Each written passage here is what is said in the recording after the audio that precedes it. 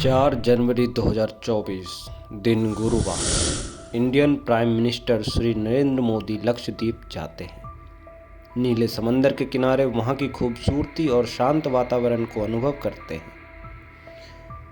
उन्होंने वहां की कई तस्वीरें शेयर करते हुए कहा कि जो लोग एडवेंचर करना चाहते हैं उनकी लिस्ट में लक्षद्वीप का होना बहुत ही ज़रूरी है। इसके बाद से सोशल मीडिया पर हैशटैग मालदीव ट्रेंड करने लगता है। लोग इस हैशटैग के ज़रिए मालदीव की जगह लक्षद्वीप में घूमने की बात कह रहे हैं। मालदीव एक छोटा सा देश है जो भारत और श्रीलंका के दक्षिणी भाग में है। हज़ारों आइलैंड्स को मिलाकर एक छोटा सा देश बनाया गया है जिसकी आबादी करीब 5 लाख है। पर उन हज़ारों आइलैंड्स में से सिर्फ 200 के करीब आइलैंड्स ऐसे हैं जहां लोग रहते हैं। पूरा देश टूरिज्म पर डिपेंड करता है, इसलिए भारत से बैर लेना मालदीव के लिए बहुत भारी पड़ सकता है।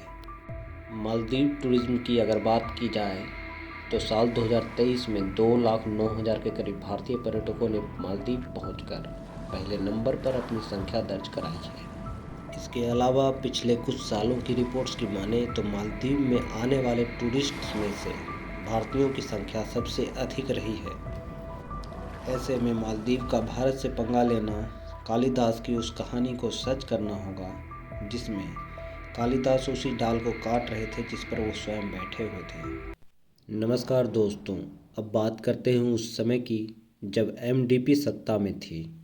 एमडीपी यानी मालदीवियन डेमोक्रेटिक पार्टी, जिसने फरवरी 2021 में उथुरा थीला फाल्गु आइलैंड पर हार्बर प्रोजेक्ट पर साइन किए थे। इस प्रोजेक्ट के तहत दोनों देशों ने एक ज्वाइंट डिफेंस एक्शन प्लान के मुद्दे पर हस्ताक्षर किए थे। इस प्लान में इंडिया को इस कोस्ट गार्ड को डेवलप करना था और मेंटेन भी। इस एग्रीमेंट के अनुसार इंडियन मिलिट्री कई दशकों तक यहाँ रह सकती थी। इस बात का तत्कालीन अपोजिशन पॉलिटिकल पार्टी ने विरोध भी किया था। अगर हम बात करें मालदीव टूरिज्म की तो साल 2023 में 2,09,000 के करीब भारतीय पर्यटकों ने मालदीव पहुंचकर पहले नंबर पर अपनी संख्या दर्ज कराई है। सालों से भारत और मालदीव एक दूसरे के मित्र देश रहे हैं और साथ में सैन्य सहमति भी देखने को मिला है। साल 2009 में मालदीव को लगा कि वहां टेररिज्म अटैक हो सकते हैं तो मालदीव की सरकार ने इंडिया से मदद मांगी थी। बाद में यही मदद और भारतीय जवानों की मौजूदगी मालदीव के पॉलिटिक्स में अपोजिशन पार्टीज को एक बड़ा मुद्दा दे दिया। मालदीव एक मुस्लिम कंट्री है और यहाँ की आबादी के 95% लोग मुस्लिम हैं।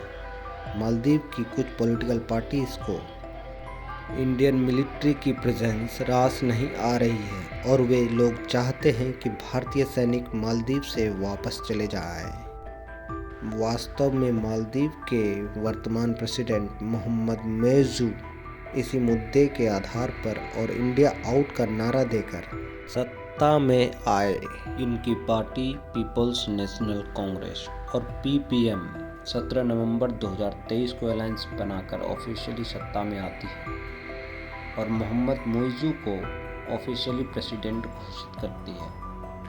23 नवंबर 2023 को ये यूनियन मिनिस्टर से मिलकर भारतीय मिलिट्री को वापस ले जाने की बात कहते हैं। इसके एक महीने बाद मोइज़ू की पार्टी के मिनिस्टर्स खुलेआम पब्लिक प्लेटफॉर्म पर भारतीय प्रधानमंत्री को गालियां देने लगते हैं और उनका मजाक भी बनाया जाता है। इसके बाद मालदीव के एमडीपी पार्टी के मिनिस्टर्स इंडिया के फेवर में उतर आते हैं। ये सारी एक्टिविटीज़ भारतीय प्रधानमंत्री नरेंद्र मोदी कई दिनों से देख रहे थे। फिर आती है बारी मोदी के एक्शन की। 4 जनवरी 2024 दिन गुरुवार। नरेंद्र मोदी लक्षद्वीप जाते हैं और वहाँ पर कुछ तस्वीरें खिंचवाते हैं। नीले समंदर के किनारे वहाँ की खूबसूरती और शांत वातावरण को अनुभव करते हैं। उन्होंने वहाँ की कई तस्वीरें शेयर करते हुए कहा कि जो लोग एडवेंचर करना चाहते हैं उनकी लिस्ट में लक्षद्वीप का होना आवश्यक है। इसके बाद से सोशल मीडिया पर हैशटैग मालदीव ट्रेंड करने लगा। लोग इस हैशटैग के जरिए मालदीव की जगह लक्षद्वीप में घूमने की बात कह रहे थे। भारतीय प्रधानमंत्री नरेंद्र मोदी की तस्वीरें काफ़ी ट्रेंड करती हैं, जिसे देखकर मालदीव के कुछ मंत्री बौखलाकर भारतीय प्रधानमंत्री के बारे में अभद्र टिप्पणी करने लगते हैं। इसके साथ साथ उनका मजाक भी बनाया जाता है। ये है मरियम शिवना, मालसा शरीफ, अब्दुल्ला महजूम माजिल। इन्हीं तीनों ने इंडिया और इंडियन प्राइम मिनिस्टर के ऊपर जो कमेंट्स किए थे वो इनसिक्योरिटी की वजह से किए थे। इनको लगा कि अगर भारतीय प्रधानमंत्री खुद लक्षद्वीप को प्रमोट करने लगेंगे तो इंडियन टूरिस्ट मालदीव न आकर लक्षद्वीप की ओर ज़्यादा आकर्षित होंगे।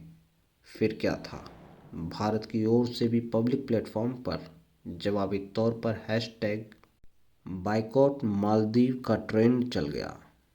भारतीय अभिनेताओं, क्रिकेटरों सहित कई लोगों ने भारतीय प्रधानमंत्री नरेंद्र मोदी का साथ देते हुए अपने अपने थॉट्स सोशल मीडिया पर शेयर करने लगे। बहुत सारे भारतीय पर्यटकों ने अपनी मालदीव की बुकिंग्स कैंसिल करवानी शुरू कर दी और लक्षद्वीप का प्लान बनाने लगे। इस पूरे कंट्रोवर्सी को देखते हुए मालदीव के राष्ट्रपति ने अपने तीनों नेताओं को पद से बर्खास्त कर दिया। उन तीनों के कारण मालदीव का बहुत बड़ा नुकसान भी हो गया, लेकिन भारत की ओर से हैशटैग बायकॉट मालदीव का ट्रेंड थमने का नाम नहीं ले रही थी। दिन प्रतिदिन ये कंट्रोवर्सी और भी ज़्यादा विस्तार होती जा रही थी। मालदीव के राष्ट्रपति मोहम्मद मुइज़ू को कोई रास्ता न दिखने के कारण वे अंत में चीन के कदमों में जा गिरे। चीन जाकर शी जिनपिंग से उन्होंने ज़्यादा से ज़्यादा मात्रा में चीनी पर्यटकों को मालदीव भेजने के लिए अपील किया।